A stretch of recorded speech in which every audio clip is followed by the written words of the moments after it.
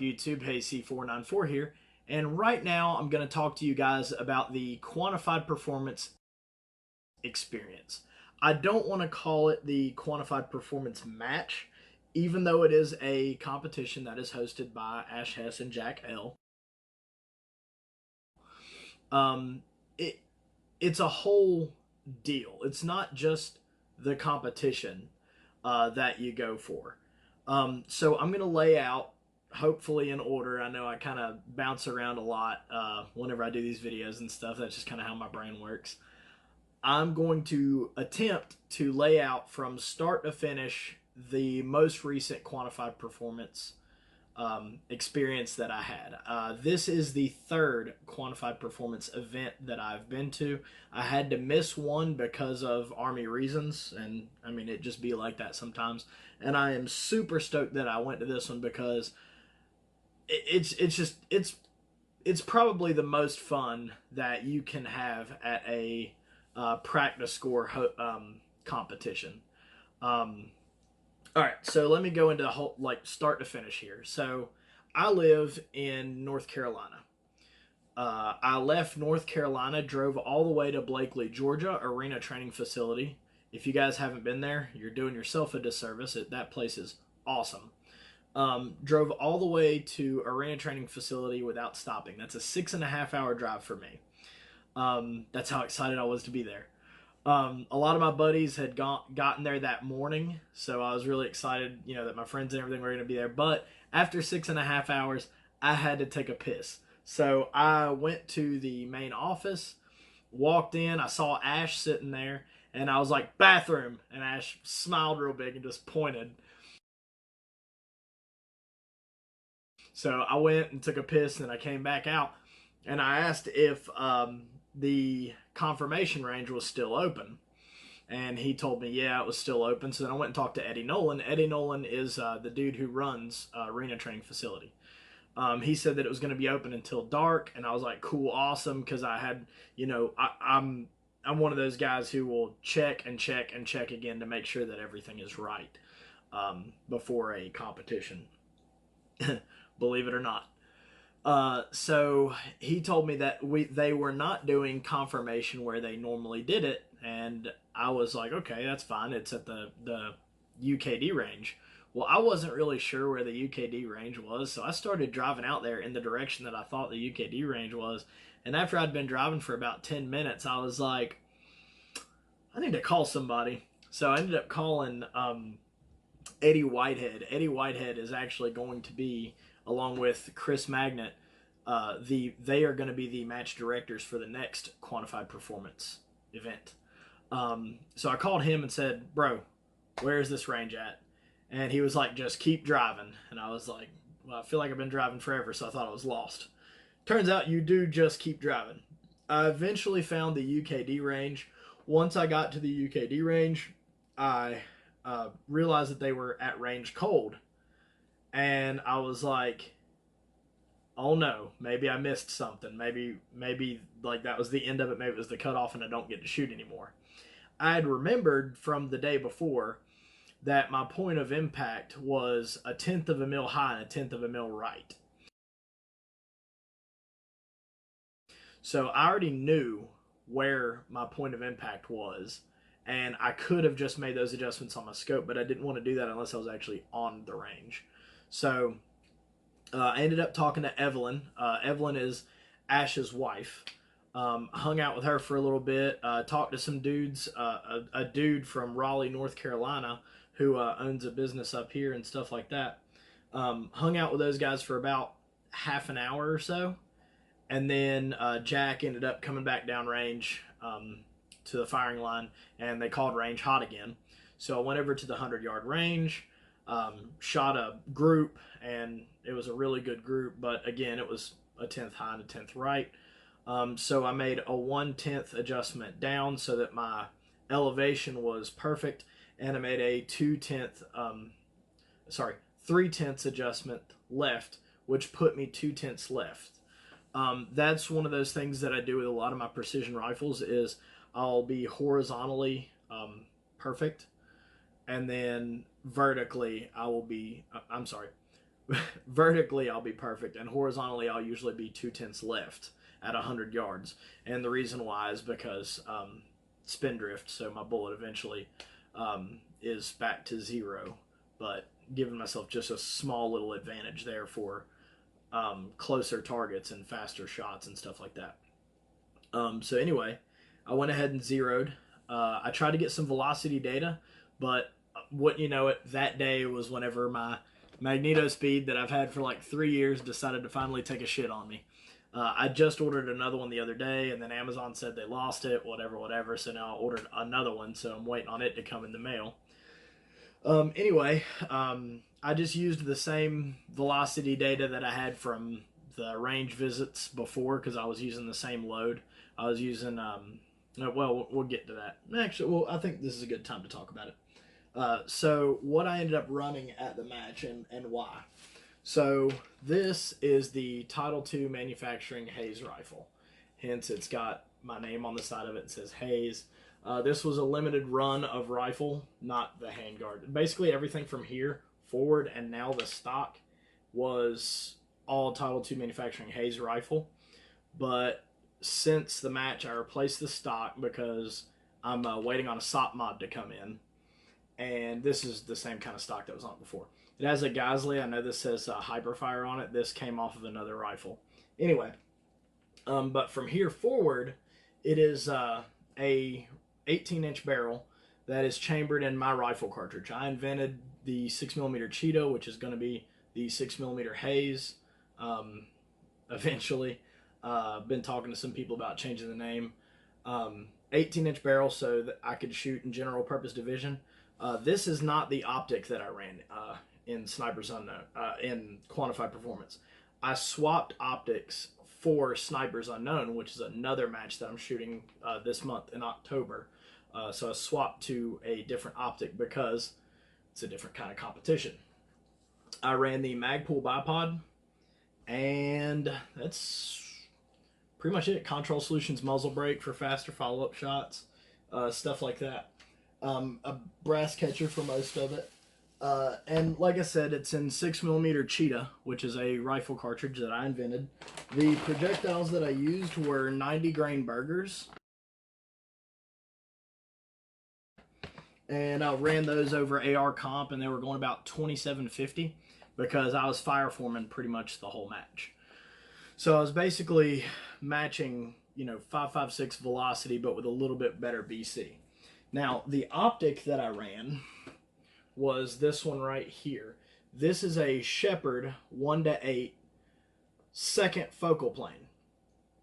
This might be my very favorite LPVO, and I know most people go, wouldn't you prefer a first focal plane? And the answer to that question is yes, I would prefer a first focal plane, but the first focal plane version of this optic is it has a really thick reticle, so it's less usable for this type of competition. And me, knowing what I know how to utilize a second focal plane optic like this to its full potential. And what I mean by that is basically if a target is more than 300 yards away, I'm going to be on max magnification anyway. If it's closer than that, if it's bad breath distance, let's say I've got it on 1 power, I still have that whole ass reticle where I'm only going to be using the center crosshair because that's my point of aim, point of impact at 100 yards, and anything closer than that's going to be a big enough target for me to still hit. At this match, there were no targets closer than 200 yards, I don't believe. There was one stage where there were multiple targets at 250 yards, and I ran the optic at 4 power, and I know that my bullet drops enough to where at 4 power, if I hold the reticle at the top of the plate, then I'm going to get an impact on that target. So that's what I did. I ran this optic at 4 power and just held at the top of the plate for every target. Also, something that I didn't see a lot of people have on their guns, and I think it was extremely beneficial for me and would have been for other people had I seen more of them, is a cant indicator or a bubble level. I didn't see a whole lot of those on guns, and I feel like some people would have done better had they had that. I mean, I shouldn't be telling people because they're supposed to be my competition, right? No, I enjoy helping people. All right, so that's what I ran, and that's what was going on at the range, whatever. All right, so then I leave the range, go back to the campers and tents and all that stuff. I run into my boy Chris Roberts. Chris Magnet gives me a big hug. Jordan Spradley, like all of the hood rats, they're all there. I can't name everybody. There's just so many. There's so many good dudes there. So many like solid shooters, so much knowledge, all that stuff. Just awesome people to hang out with. So, all the guns are put away and we start drinking. So we start drinking and eating, drinking and eating, drinking and eating. And I ended up, trying out some of Todd Poison's mystery sauce and, all that other stuff. And it was delicious, by the way. And I ended up talking to Chris Roberts and Eddie Nolan, the guy who runs Arena Training Facility. I ended up staying up till like 2 a.m. just sitting on Ed Whitehead's front porch, I guess you would say, from his motorhome, talking to them until 2 o'clock in the morning. And then the next day, I got up and went to go shoot the match. So this is the match portion. So now we're going to talk about Saturday morning. Saturday morning, because of the Rona, everybody had to maintain social distancing, so everybody was kind of separated from each other. We were separated by our squads, and they gave us a safety brief and, sent us on our way. We were Squad 1, and that consisted of some of the best shooters in the world. We had some dudes on the AMU. We had the Title II Manufacturing Hood Rats, some of us. Just awesome dudes, and just awesome team. I'm super stoked with the dudes who I got squatted with. So we ended up going to stage 1 first. So stage 1, and I have match footage for these, so I'm going to describe the stage, and then you're going to see how bad I fucked it up or how good I did on it. So stage 1. Stage 1 was you had 3 shots per target, but it only required 1 impact to clear that target, or you miss 3 times and just move on to the next target. So that was 1,800 and 500. So too easy, right? 1,800 and 500.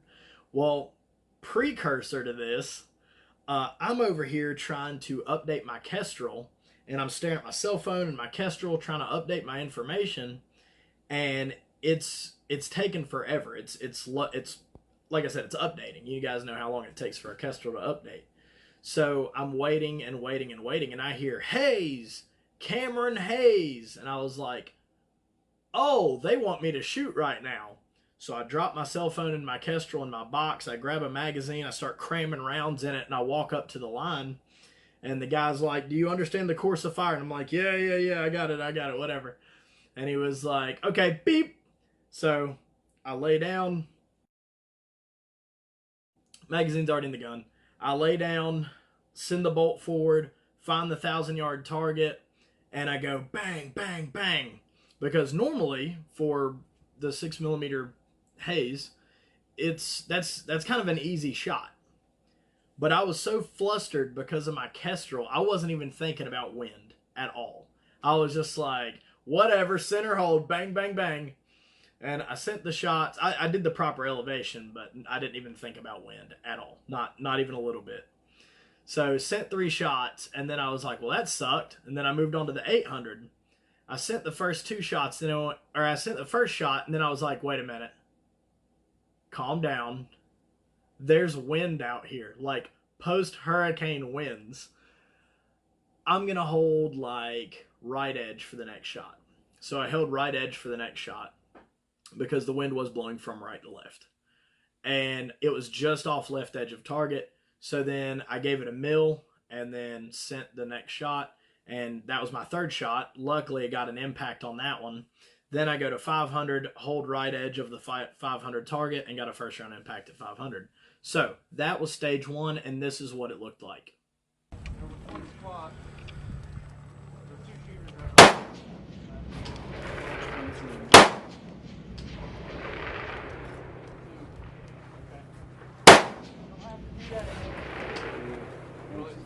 That's we're not linked up. Okay.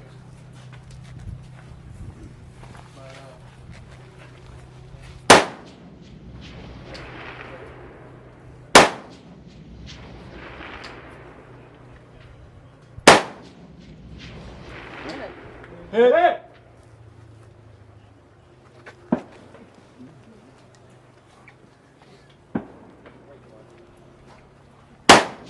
Hit it! All right, immediately after that, we went to stage 2. I did not get any match footage of stage 2. Thank God, because I sucked it. So on stage 2, you had to start with this beanbag chair that Armageddon Gear had donated to the match, to the number one shooter or person who scored number one on that stage, or what. I don't remember exactly how they gave that away. One of the AMU guys ended up getting it. Tyler Payne. He's a awesome dude. He's super cool. Anyway, so you had to start with that in one hand and your gun in the other, and you were limited to 8-round mags. So you walk up to the line, drop the bag, and you shoot off a tombstone. The targets were 613, 610, and 715 yards. I remember clearing from the tombstone. I shot those targets from the tombstone, and then I got down on the beanbag chair and find the first target, and right before I engage, I realized I need to do a mag change, and that's whenever I ran out of time. So did not do good on stage 2, but there was a lot of talk that not a whole lot of people did do well on stage 2. It's designed that way. You're not supposed to clear every single stage. That's anyway. All right, so then the next stage, stage 3, I do have match footage for this one. Stage 3 is shot off of a Polaris, like a side by side. I don't know what else to call these things. And the first 3 targets you have to engage from the front, and the next, the same targets you have to engage from the seats, and then you have to engage it from the bed. I don't remember how far into that I got. I don't think I cleared that stage. I think I got 6 on that one. I'm pretty sure I got 6, maybe 7. But the target distances were 416, 537, and 814. So that was pretty good distances to be standing and just leaning up against a Polaris side by side and shooting. So that was a really cool stage. Here's the footage that I have from it. Damn it, Lee, tell me to stand by!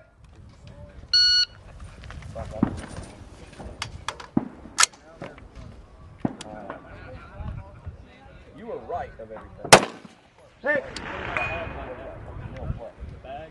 Yeah. I don't know if you were home for wind. I got back to that. Hit!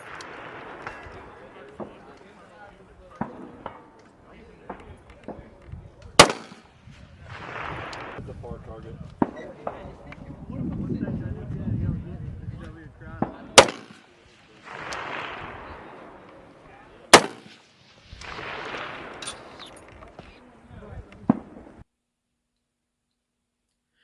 The next stage is Chaos, and man, this stage was awesome. I really liked that it was dedicated to Russell Norman. He is a one-armed dude, but he's so much more than that. The dude he's just fucking awesome. Like, getting to talk with him, getting to hang out with him. I smoked a cigar with him. I drank with him. He was shooting a 6x47, which was really interesting gas gun. He ended up letting me shoot it on Sunday, but we'll get into that later. But super awesome guy. This stage was dedicated to him. So what you had to do was you had to take your one of your hands, and basically you couldn't use it.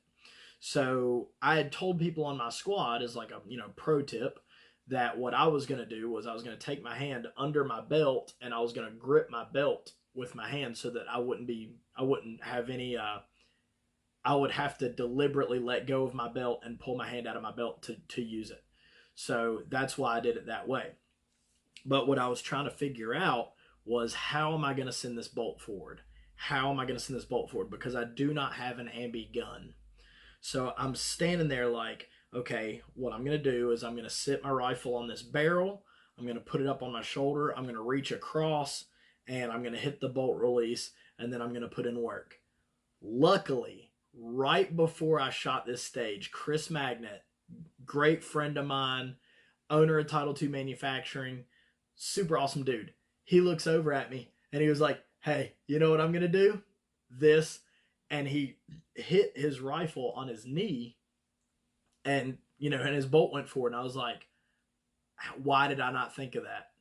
I 100% would not have done that had I not seen Chris do it. So Chris actually saved me some time on that stage. So what I ended up doing was, for that stage, I waited till the timer went off. The timer went off, and I hit my rifle on the barrel. And then that sent the bolt home, set the rifle down and up on my shoulder, got my good firing grip on it, and then I held the top of each target. This is the stage where I'd said that I held the top of the target, because they were all 250 yards-ish away. And the sequence for this one was 1, 2, 1, 3, 1, 4, 1, 5, 1, 4, 1, 3, 1, 2, 1. And so to clean this stage would be 15 rounds. I didn't do it in 15 rounds. I was limited to 20 round magazines, and I had a few misses in there. I fired my last shot at the very last target. So if I would have hit it, I would have done it in 20 rounds, but I missed the very last shot. So that right there cost me cleaning that stage, and I was not going to try to load this gun one-handed. I was just like, I'm not going to do it. So I ended up dropping one target on that stage. It'd be like that sometimes. I don't believe I have match footage from that one either. I'm not sure. All right, the next stage is Rooftop. So Rooftop was a stage that I was really stoked about, and I ended up doing pretty well on. The target distances for Rooftop were 465, 635, and then at the end of the field there was a 277 yard target. And then on the right side, there was a 595 and a 570. And then you go back to the center.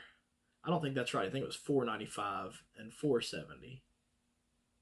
But anyway, that's what's in my notes. But if I recall correctly, I'm pretty sure it was 4. And then go back to the 277 target and shoot it again. So I've got footage from this one, and I'm going to tell you guys what I did to help myself on this stage. So I looked at what my dope would be for these shots. And what I found was my bullet drop was going to be less than 3 mils, more than 3 mils, less than 5 mils. Boom, there we go.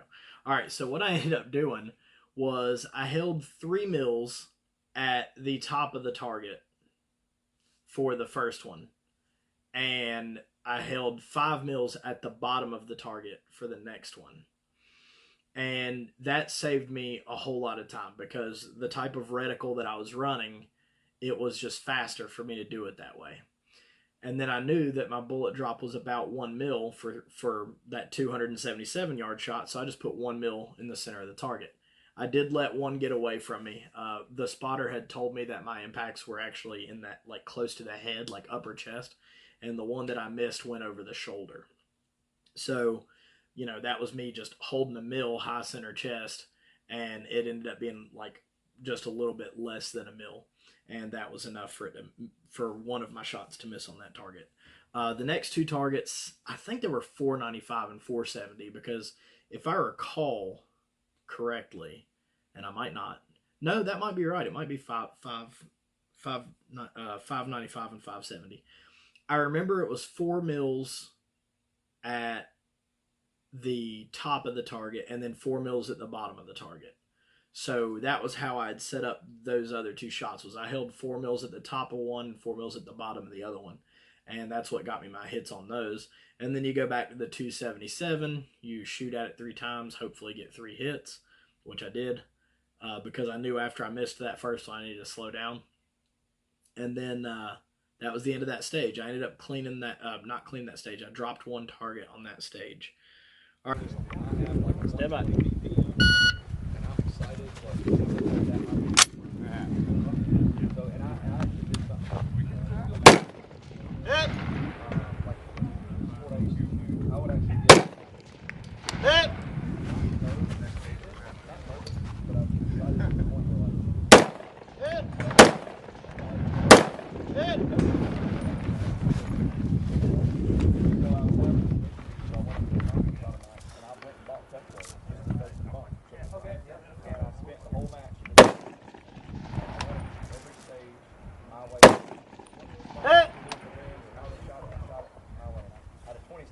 When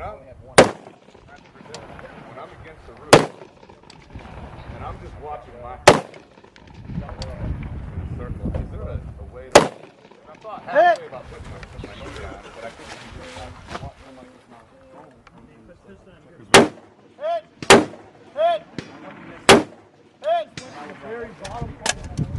Oh, Thank you. All right. Next stage, stage 6. The position stage. So stage 6 ended up getting thrown out. Stage 6 had some issues with um, the ROs and some of the shots, some of the hits that were called versus some of the near misses.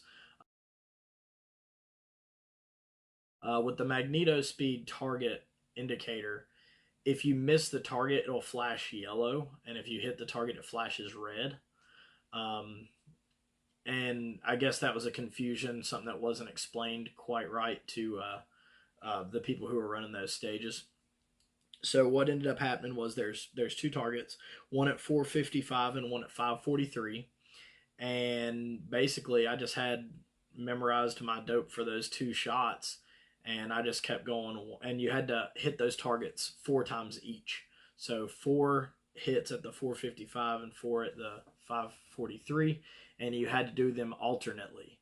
So I had Scott Peterson behind me on glass spotting for me, and he was calling out my hits. So from the first position, I knew that I needed to go prone first so that I could try to maximize the stability right there at the beginning. So I went ahead and went prone on the left side, got my 3 hits, prone on the right side. I might have missed one or maybe two on that one. And then I go kneeling on the right side just because it was a less body movement. And then on the right side, and then on the left side. I ended up cleaning that stage, but it ended up getting thrown out, so it didn't really matter. Spotter ready? yeah. Ready? Yep.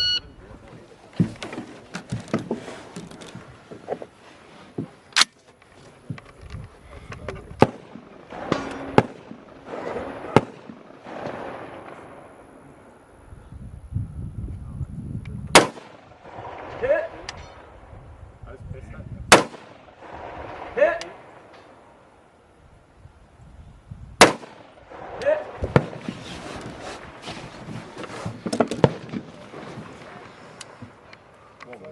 It's like a gay version of shotgun.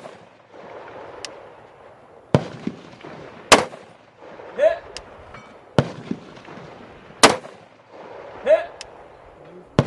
Switch positions.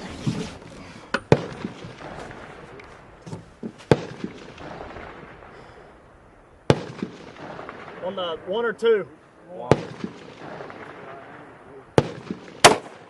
Hit. Hit. Switch.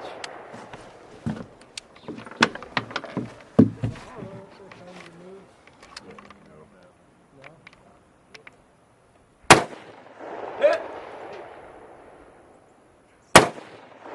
Hit. Stage 7. Stage 7 was off of a rickety, like, trailer that has suspension.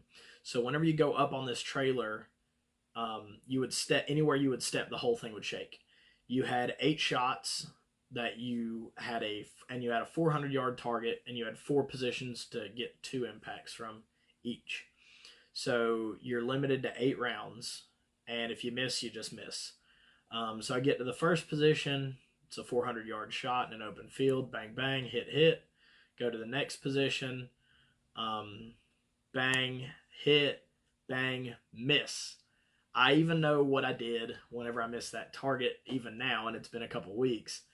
I was overconfident with the shot, and I went ahead and started. I was already mentally moving to the next position when I broke the shot. And because of that, I'd pulled off target whenever the shot broke. So then get to the next position. I realized what I had done, and I was like, okay, don't do that again. Bang, bang. And then I get in the final position. Well, the final position, my legs actually, I couldn't find what I was supposed to be stepping on. So both of my legs came up, and I thought I had a good enough hold on the target when my legs came up, but I didn't. My legs came up, I sent the shot, and it was a miss. And then I ended up just tucking my legs in and grabbing harder on the little ledge that my rifle was resting on. And then I sent my last shot, and it was a hit. Ready? Ready. Stand by.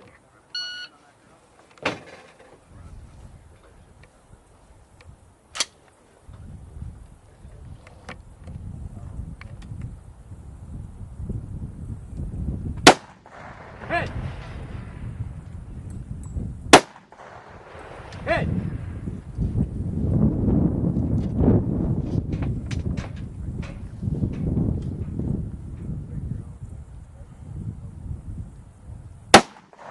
Hey!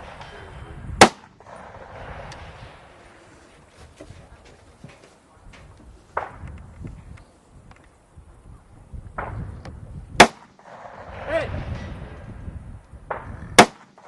Hey! The last stage was house. So in this stage, all the targets were like right around 300 yards. Yeah, 303, 303, 307, 322, 347. So they were all like right around 300 to 350 yards. But they were like coyote targets. So they were long, skinny targets. So if your range estimation was off just a little bit, then you would miss the target. I mean, there was no real range estimating. If your bullet drop that you were compensating for using your reticle was off a little bit, then you would either miss high or low on the target. So I ended up shooting the stage. You had to shoot the 5 targets from left to right off of the right side, then switch over to the left side, shoot those 5 targets again, and then that was the end of that.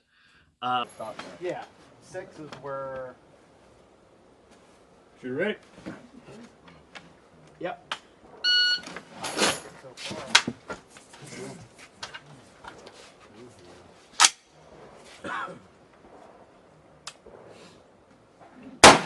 Hit!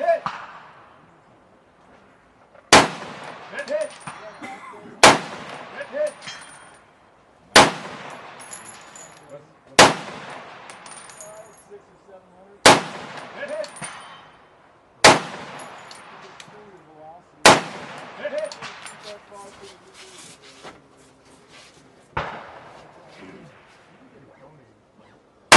Hit!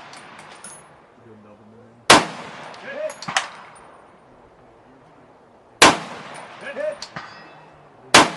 Hit! Hit! Hit! There you go. 5258. That 4th target give everybody shit. Coyote. Big. The first coyote. That was the last stage of the day. After that stage was over, everybody's all talking. Everybody's like, "Oh man, I did so bad," and even I was one of those guys who was just like, "Man, I just shot like shit. This is probably going to be the worst I've placed in a quantified performance match."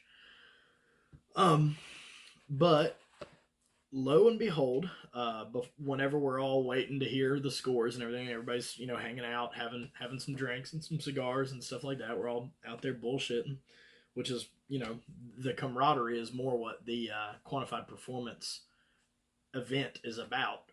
I don't even really look forward to the match as much as I do hanging out with all the people that are there. But it is a phenomenal match, just so you guys know. If you're like planning it out, totally go do it. But the people there are just the best people in the world, and some of the best shooters in the world. So they start calling off people's names and stuff like that. No surprise, the first names that you hear are AMU guys, so you're like, oh, okay, yeah, we kind of figured. And then I'm over here bullshitting with my buddy, and we're just talking, and they call my name, and I was completely surprised. I didn't know why they were calling my name. I thought that they were calling me up to say, hey, talk about your rifle cartridge for a minute. So I walked up and I was like, uh, what do you guys want? What do you guys want to know? And Ash was like, you came in second place, motherfucker. And I was like, what? And he was like, yeah. And I was like, oh, shit. So I ended up coming in second place for general purpose division. I 100% did not expect that. So then, we go inside, go to the prize table. The prize table was pretty awesome. I will say that this time the prize table was not as full as it usually was. Usually, whenever the prize table, it didn't matter if you were in the top half, you were walking away with something like more than $300. And this time I walked in and I didn't really see anything I recognized except for Magpul stocks. I'm sure there was stuff I missed, but I didn't really see anything that I recognized other than Magpul stocks. But scopes are usually a pretty safe bet. I just happened to see a scope on the table. It was labeled Blackhound. I'd never heard of Blackhound scopes, but my buddy who had walked in there with me because he also came in second place for his division, love that guy. Not going to say his name because I don't know if he was allowed to be there or not. He was reaching for it, so I snatched that shit up as quick as I could, and he ended up actually grabbing the other one. So go outside to go, put my winnings in my truck, and somebody walks up to me and starts asking me, starts talking to me about the optic that I just took off the prize table that I'd never heard of. And I was like, yeah, okay, cool. And he was like, I know you do YouTube videos and stuff like that. Do you plan on doing a YouTube video on that scope? And I said, yes, I do. And he said, hey, is it okay if I give the owner of the company your phone number? And I said, yeah, sure. So I got in contact with the owner of the company. He ended up calling me, and we had a good conversation. I told him that I'm going to be evaluating, his scope and stuff like that. I told him that I had wished that it was in mil instead of minutes of angle, and he said, I got you, fam. So I ended up swapping that scope out for a mil scope, and I will be doing an evaluation of that scope on my YouTube channel. All right, so that was pretty much the end of that for me. Like after that, everybody's just hanging out, waiting to hear how they placed and everything like that. Then after that, we all went back to the campground, and there was we had a cookout. We had multiple smokers going. We had everybody was cooking. There was so much food, and like we were all drinking and smoking and cigars. And eating smoked meats and just all kinds of manly shit. It was awesome. Um, and we were all talking about what was going to go on the next day. Well, the next day is Sunday Fun Day Gun Day, which is one of my favorite things about the Quantified Performance matches being one day. I did just find out that the next Quantified Performance match is going to be a 2-day match, and I guess I'll just see how I like it. I can't imagine it's going to be bad. I enjoy the Sunday, the 1-day match and then the 1-day not match. But if that's the only thing that I have negative to say about it, then that's really saying something about the quality of the match itself. So on Sunday, like we're all out there just, demoing products, just shooting stuff on the KD range and stuff like that.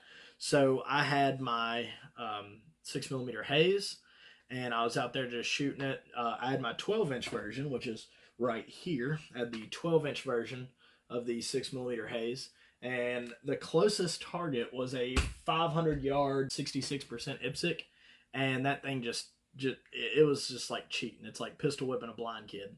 So I ended up shooting it a good bit. A couple of my customers who were there, dudes who had bought 6mm Hayes rifles or barrel kits, and they were shooting theirs out there. One of those was Jordan Spradley, and he went out to the zero range, zeroed his, chronoed his ammo, and then brought it out to the KD range. Whenever he brought it out there, he was like, "Hey man, will you spot for me?" And I was like, "Yeah, sure." And I was like, what target you going for? And he said, the 1,000. And I was like, all right, look at the big brains on J Spread. All right. So I get behind glass. I'm looking at the 1,000-yard target. He shoots his first shot. I got nothing. I have no idea where that round impacted because behind the 1,000-yard target is just vegetation. So I didn't see trace, nothing. And I was like, I didn't see shit. So Jay Sprad looks back at me. He was like, okay. He held a little bit more wind, sent his second shot at 1,000 yards. Impact, red flasher. I was like, that was your second shot? And he was like, yeah. So Jay Sprad got a second round shot at 1,000 yards and drilled it. Ed Whitehead had his 6mm haze, and he let me shoot his. So naturally, I tore up that 500-yard target and shot the 1,000 a couple of times. And I was like, all right, here's your gun back. So yeah, good stuff. I enjoy Sunday a lot, but the sad part, everybody has to say bye to each other because we usually don't see each other until the next Quantified Performance match. So everybody says bye to each other. We all go our separate ways. And all right, so now I'm going to talk about another part of this. The photography was done by a little bit by Jordan and Matt Baines. Matt Baines is the dude is Lobster Media. That's Matt Baines, an awesome photographer. Not sure where he stays, but I know he's been in Georgia for a little while. So maybe he lives around there or whatever. But like an awesome action photographer for sure. Well, guys, if you enjoyed this video, hit that like button, subscribe, or don't. I don't really care. I'm not monetized, which is one of those things about my YouTube channel that differs from a lot of other ones. Is I didn't want my channel monetized because if I do that, then I'm kind of hand tied and restricted. So basically, all of this is anything I do on my YouTube channel is whatever I want to do because I'm paying for it out of my own pocket, everything. Well, guys, I hope you enjoyed the video. I hope that I was thorough enough in covering as much as I could of the Quantified Performance event. Like I said, it is an event. It's a whole thing, and the only way that you know what it's like is you have to come experience it. Become a Quantified Performance member. I don't get any kickback from them or anything like that. It's just I think it's valuable. You have some of the best shooters in the world that are members, and it's not expensive to become a member. Come to the Quantified Performance matches. Even if you're a mediocre or a shitty shooter, you will learn so much coming to one of these matches that it's immeasurable. You cannot measure how much you will learn from just coming to one of these matches. So come on out to one of them. Hey, C494 out.